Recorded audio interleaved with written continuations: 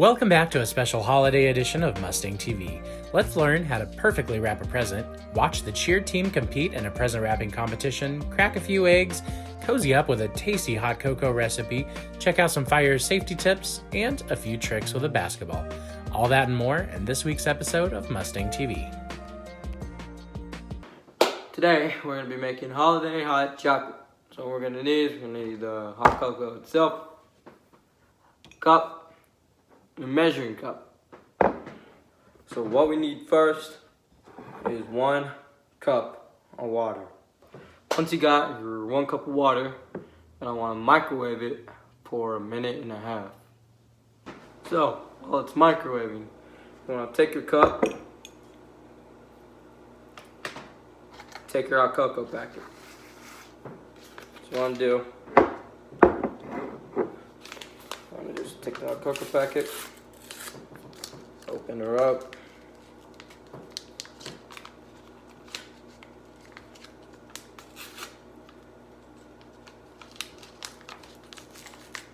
and pour it on in.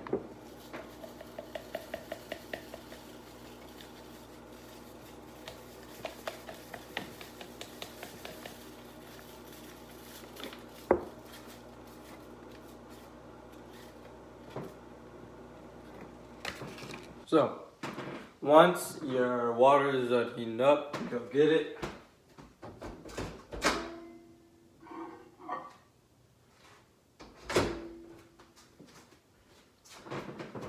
And then you pour it on in.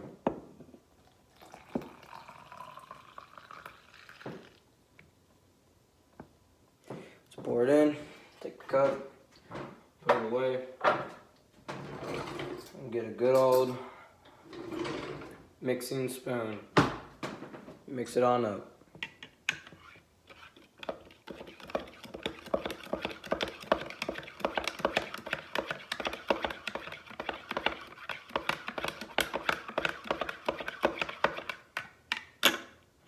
And once you have it mixed on up, then you have your holiday hot chocolate. Everyone finds happiness in different places, so today, me and my classmates went around and interviewed several BCMS students to figure out what their favorite place on the planet was. I would think my favorite place to go ever is Phoenix, Arizona. The scenery there is beautiful, and I love it when it rains, because when it's raining, it's never like a little tiny bit of rain. It's either you're flooding or it's a huge thunderstorm. So, yeah. I'd say that's my favorite place. My room in my house. My favorite place in the world is my house because that's where my family lived and I technically grew up there. Because it's nice and I get to be alone. Universal Studios because they have roller coasters. My house. My room because it has a PC and a bed. I have stuff there and families there. As you can see, students had a variety of different answers, from places they made special memories to places they had the most fun. For Mustang TV, I'm Jack Norman. Hi guys! So today we're doing how to wrap the perfect Christmas present.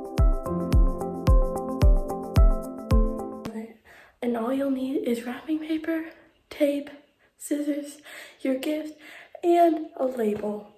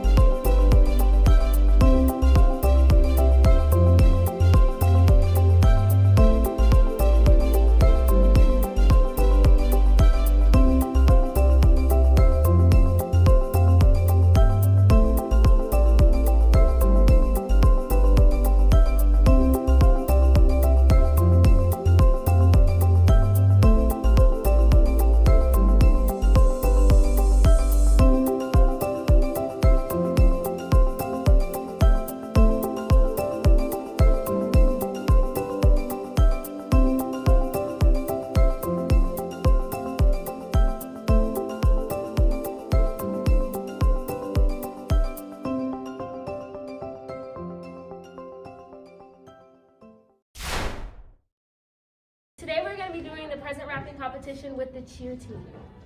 How it works is we split everyone up into 2 teams. We have one person from each team start wrapping at the same time. Once the first person finishes wrapping their present, the second person goes and on and on and on until they finish. Let's get this started! Okay, so we're starting in 5, 4, 3, 2, 1, go.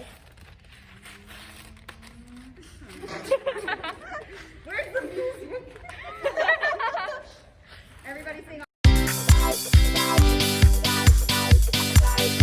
She will, don't worry.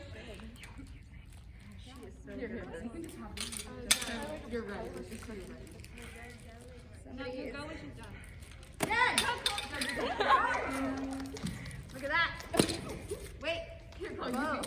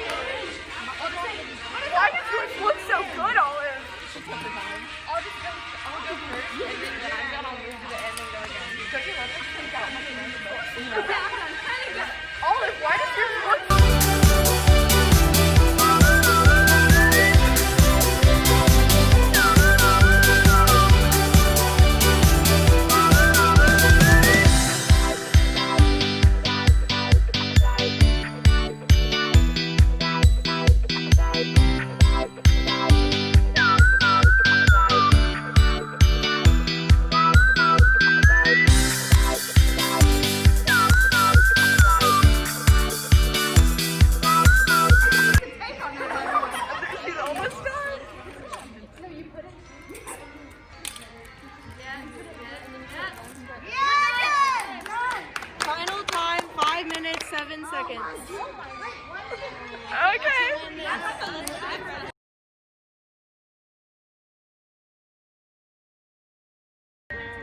5, 4, 3, 2, 1, go.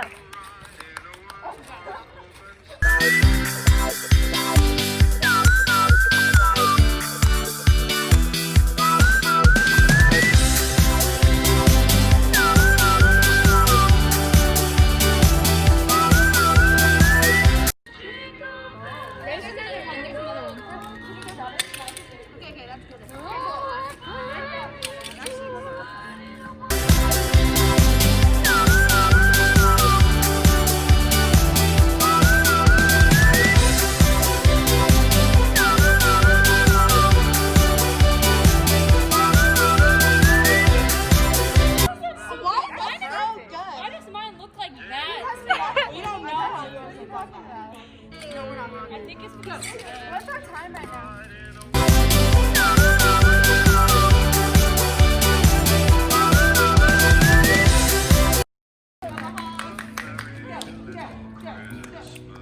She's her knee and everything. Someone actually.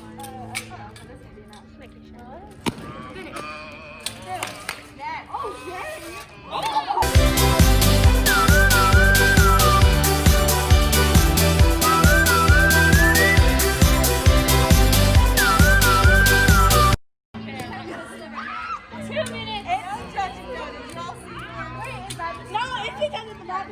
Yeah, we got it.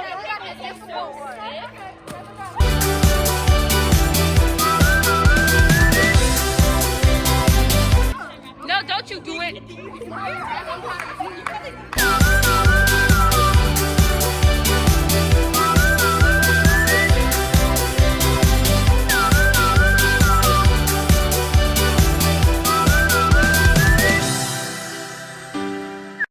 wrapping paper. It's the wrapping paper. The wrapping paper. Oh! 4 minutes and 19 seconds. From Mustang TV, this is Brooke Crotts and Gabriella Campbell. Everyone likes making Christmas treats, but before you start cooking, consider the following. Each year, there are 300,000 recorded house fires. Of these, over 55% are cooking related. That means that 172,000 house fires are caused by cooking every year alone. That is a lot of burnt Christmas cookies. Snickerdoodles aside, there are other types of fires, like electrical ones. And in a very technology-based world, it is important that we take precautions to ensure that we are safe. Some include never leaving any cooking or recreational fires unattended, making sure that all electrical devices are in good working condition. Also, make sure you have fire detectors on all floors and be sure that they are up to date.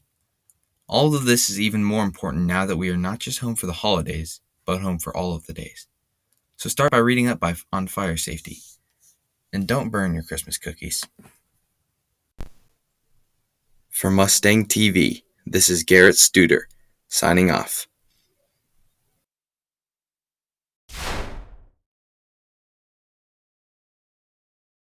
Relax. Like, just sit down and do nothing. I haven't tried any new sports lately. Maybe I should try a new sport. I'm thinking tennis. Camping. I love going camping. My family, we like to go to places and take our razors and ride on trails like in the mountains. Probably read more. Oh, honestly, that's it. I really just wish I had some downtime. Travel the world. I've never been off of North America, so I think I would like to go maybe across the Pacific and check out some new places. Yeah, that'd be great. From Mustang TV, this is Keely Savage signing off. My name is Mitchell Nipper, and today I'll be teaching you how to make eggs. The first thing you want to do is grab your pan. Then place your pan on the stove and turn it on to medium to low heat. Then you want to get your cooking spray and spray it in the pan. Now you want to get your eggs. I'm using 2, but you can use however many you want.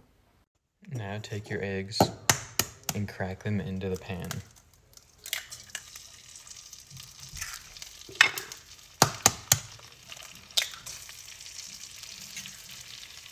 Now you season your eggs and wait. Once your eggs are done, you turn the heat off, plate them up, and enjoy. This is how to spin a basketball on your finger. Your first step should be to get a good grip on the ball. Once you get a good grip under the ball, you want to cock back your hands. When you think you have a good amount of force behind the ball, try to throw it up and catch it on your finger. Repeat these steps until you get good at it. When you've gotten good at spinning the ball, then you can start hitting it in a way that propels it to keep going. Once you've been spinning the ball for a while, you can start spinning it on other things. I'm about to spin it on this pen. You can also start trying other tricks, like throwing it under your leg and catching it again. I'll go over the steps one more time. Get a good grip on the ball and cock it back. Throw it up and catch it on your finger. Start to propel it, throw it up. And that's all you need to know about how to spin a basketball. I hope this helped you out.